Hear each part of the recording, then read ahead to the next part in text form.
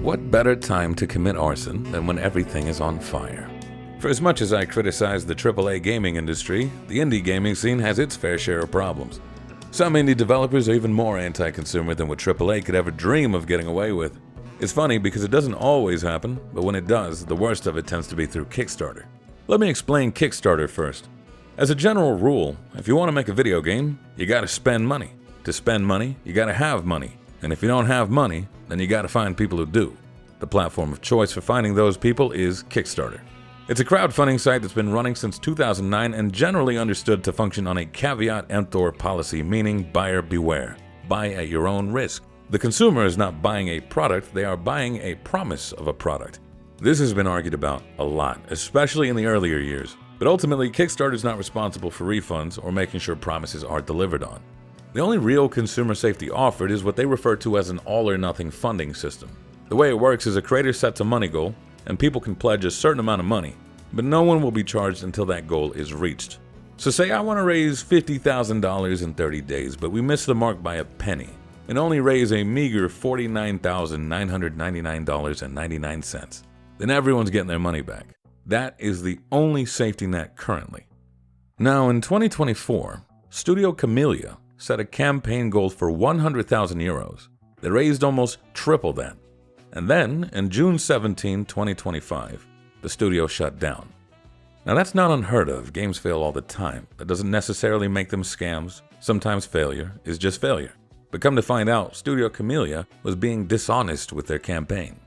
In their final news update before packing up and leaving Carney style, Studio Camellia revealed that the money from the Kickstarter actually was used to make a demo to attract the attention of potential partners. This was never advertised anywhere on their campaign. They made it seem like 100,000 euros would go to finishing the game, and every euro beyond that would go to enhancing the game through what are known as stretch goals. To be clear, there's nothing wrong with crowdfunding a demo, and there's nothing wrong with finding a partner or publisher after a successful Kickstarter campaign. I know some people are purists and they think it has to be either publicly funded or published. It can be both. Many games do it, but they're generally transparent about it. What is wrong is not informing your backers about it and setting up this facade of a development strategy. And I do personally believe it was a facade from the get-go. Either they were lying to you or they were lying to themselves, because 100,000 euros is not enough money to staff 14 people for 2 years to finish and distribute a JRPG on PC and console alongside a physical release. That's barely enough for 2 developers for 2 years. And while 300,000 euros makes a bigger dent, it's not nearly enough to see the project through to the end. The biggest cost when making a video game is labor. That's why executives are trying to replace them all with AI. This studio is from Montpellier, France, where, if Google is correct, the average developer salary is about 34,800 euros per year. If I had to guess, I would say this is actually being generous. Assuming everyone's full-time salary, then you're looking at about 487,200 euros for 1 year of development, 974,000 euros for the whole 2 years. And to be fair to them, it could be lower, because maybe everyone's not full-time, and they did say they work remotely from various locations worldwide.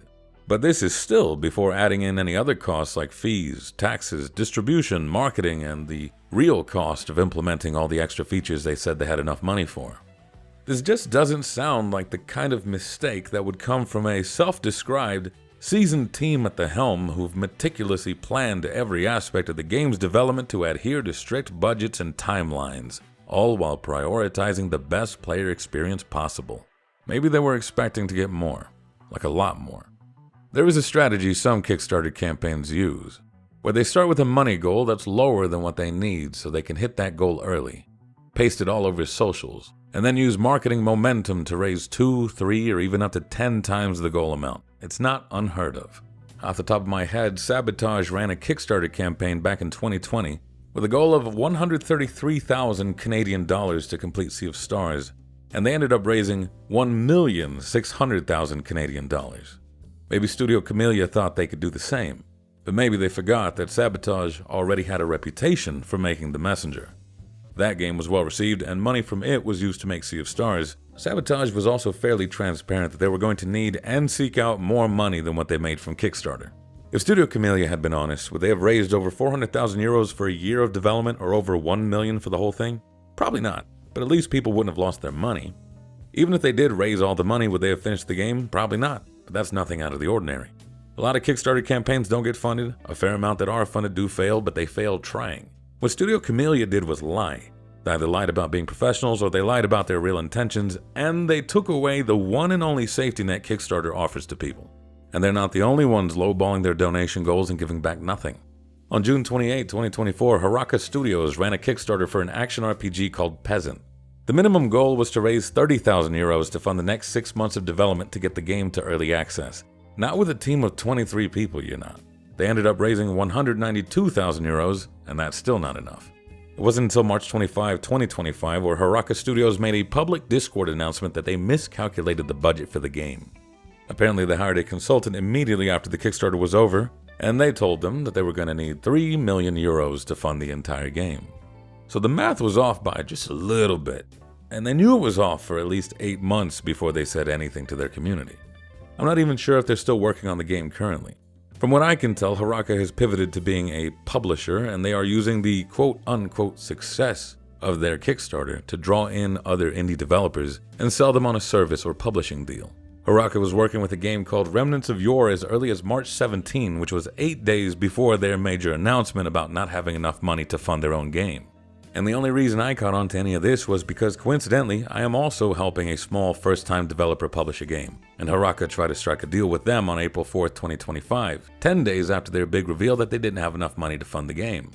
In the case of Camellia and Haraka, this is all highly unethical and almost ironic how in these instances, indie investors are treated much worse than AAA investors with fewer safeguards. And with the way Kickstarter works, nothing strictly illegal is happening as far as I can tell, and nothing can be done except alert the general public on best practices when shopping around on Kickstarter. Because I do think the platform offers more good than bad, I just don't think people understand how much it costs to make games. Hell, in my opinion, if a game needs this many people and this much funding, it's not even indie anymore, that's a AA production. I encourage you to specifically look at the number of staff relative to the minimum goal and do a little research on the average cost of living for a developer's region. That's usually the most blatant red flag in a lot of campaigns. And I made this video specifically because I saw a few developers who successfully use Kickstarter to fund their own games who are worried that these instances may cause people to lose faith in the platform. Games like Lucid wouldn't get a chance to exist without Kickstarter. If you're a developer and you're concerned, I would encourage you to be uber transparent and take a note from Crowsworn to show at least a general estimate of where your funds are going. I'd also encourage you to be honest about your minimum donation goal. If you need $50,000, set it to $50,000. You're not doing yourself any favors by starting at $25,000 and then hoping you'll get to $50,000 through stretch goals. People can be more understanding than you give them credit for. Just try not to exploit that. I can compromise and say that there's no bad guy in any of these instances, just bad circumstances aggravated by bad business. And things are fairly grim behind the scenes. I've spoken with enough publishers to know that what both of these studios were saying about publishers playing it safe is true. But these two game studios specifically were dishonest, and their games were not going to get made for their asking price with this much staff in this or any other economy.